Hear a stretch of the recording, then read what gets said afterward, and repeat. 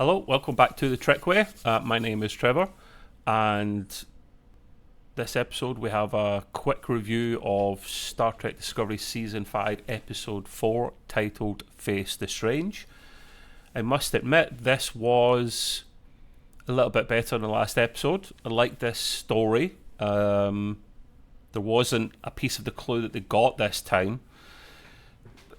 There was 5-6 pieces of the clue, and there's 8 episodes, so there was going to be a couple of filler episodes, and this was one of them. But it was a better one.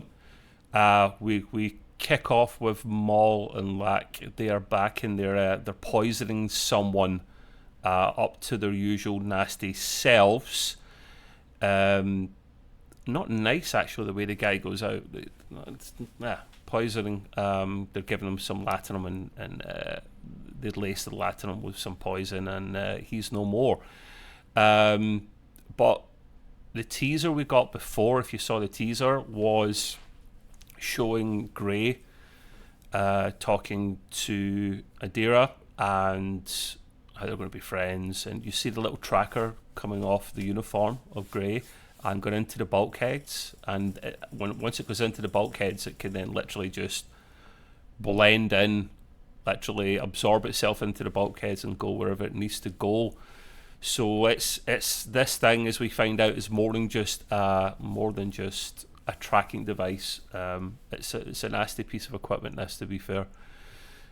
We get a little bit of a heart to heart between Burnham and Raynor. He's becoming a bit too harsh with the crew.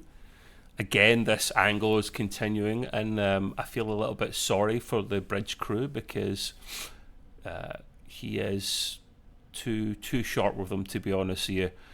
The little bug, little tracker bug thing, finds its way down to engineering, and Stamets actually sees it going along the bulkheads and into one of the panels, and then before you know it, too late, it sabotaged the ship in some kind of way, and the Discovery finds itself in the same wormhole that brought them to the 32nd century. So there's always a time traveling episode, isn't there? Always a time traveling episode, and this was one of the better ones. I'd be curious what my friend Gray thinks when we do the live discussion of this episode, so come back tomorrow for that and see what's what. The reason those two are immune is they keep time traveling between one era to another era, and they seem to be immune because literally when Raynor says, "Come to my quarters," Burnham says to Raynor, "Come to my quarters, I need to have a word with you about your behaviour with the crew." When they transport from room to room at the exact time that the sabotage happens, convenient, I know, but we wouldn't have a story without it. They are now immune, and they find themselves back on dry dock when Discovery was first being built, which was interesting. I didn't think they would go that far back, which is really, really cool. Another time jump, and this time it's the Discovery's fight with Control. You just see the big fight outside, which is kind of cool. And Raynor figures it out that it's a bit of a time bubble that's designed to trap them. They're a regular thing in the 32nd century, and the only way you can usually get out of them is to wait for the little device to basically run out of juice, and then you're good. But they don't have that time, so they have to come up with another solution, obviously. Then we get another time jump, obviously there's lots of them, to the date of the Emerald Chain attack, and they hide themselves from the sensors so that the ship doesn't know they're there. That's smart. So what Captain Burnham does, she puts in a code so that Zora can't see them, because remember, Zora's the super intelligent, high-tech future computer thing, so she had to have our sensors blinded from them. And then we get another time jump, and this is to the far future, and we find out the progenitor tech has fallen into the wrong hands, and all the Discovery crew has died. Zora wasn't quite firing in all cylinders. She wasn't having a good day. It'd been 30 years since the crew all died. You see the wreckage of Federation HQ outside. It's in pieces. Discovery was not found until a few weeks after the progenitor tech was found, once the time bug had run its course, and it was too late. So they have to find a way of fixing this and getting out of the time loop. Otherwise, they are screwed. It turned out that the Breen were involved. They must have been sold to progenitor tech, and they have absolutely wrecked Federation HQ. The Breen back again. Now, this is cool. I just want to actually see them, though, because I love the Breen. But we're not getting any Breen. Only name, really, which sucks. So they do have a plan on how to kind of get out of their predicament. But they'll need some things in order for this to be done. And Stamets is trying to get everyone out of engineering, making up excuse after excuse. He tells everyone to leave, otherwise mushrooms will grow in their lungs. I found that pretty amusing. But it's a bit of a ruse, though, because Burnham and Raynor actually appear and catch up with Stamets. They hadn't caught up with him this whole time, because for one thing or another. But they do catch up with him. He's not affected as well because he's tardigrade DNA. I guess that makes sense. I think a little bit strange. But yeah, so they need something from Stamets in order for them to build a device that will get them out of this.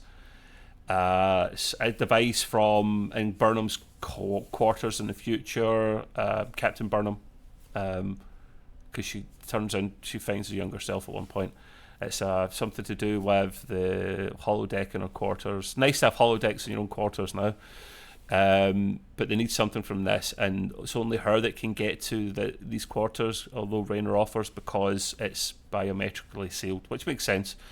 So she goes into the quarters, gets what she needs, and then bumps into Book. And that's a little bit awkward because he takes off the shirt. She's a little bit distracted. He says he loves her. Little kiss. She seems very... Yeah, that was a bit awkward for her because she's not properly moved on from the whole Book thing, and she's... Yeah, that's a whole other thing, isn't it? So, which was amusing.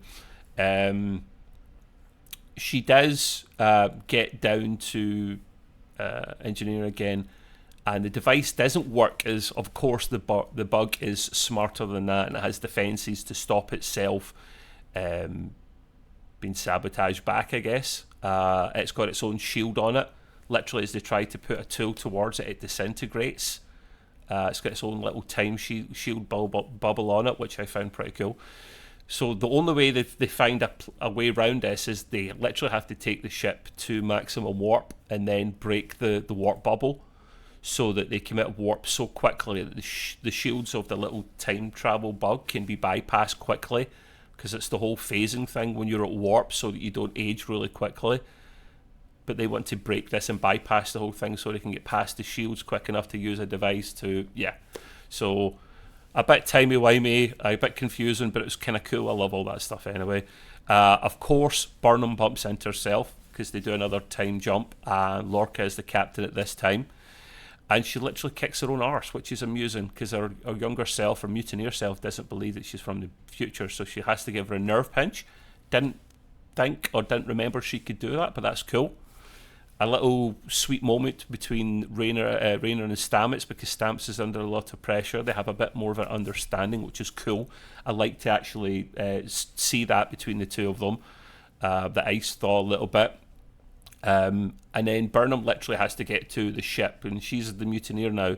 She has to convince everyone to help her without doing anything nuts. She literally just goes out to the bridge and convinces people to help her. She speaks to Airiam, remember that human cyborg from back in the day? She's key in the trust. She literally convinces... Burnham tells everyone what happens, little stories she knows about them to convince them, and Airiam believes her. And I thought that was cool. Like, you didn't have to go in and sabotage the crew or gas them all. Just go in and be honest and show that the trust is there, kind of. I like that little scene. But of course, down in engineering, past Burnham catches Stamets and Raynor in the act and is about to phaser them. Some great convincing from Raynor to get past Burnham to stand down, which I thought was pretty cool. And of course, they pull it off just in the nick of time, as Raynor and Burnham have a little understanding between one another. I think he'll fit into the crew a bit better now. And on to the next clue. It was a good episode. I'd probably give it an 8 out of 10. I enjoyed this one. But of course, like I say, Gray and I will be back tomorrow with our long live discussion on it, where we'll take a lot longer and break it down, of course. But until the next time, take it easy, and I'll speak to you soon. Bye-bye.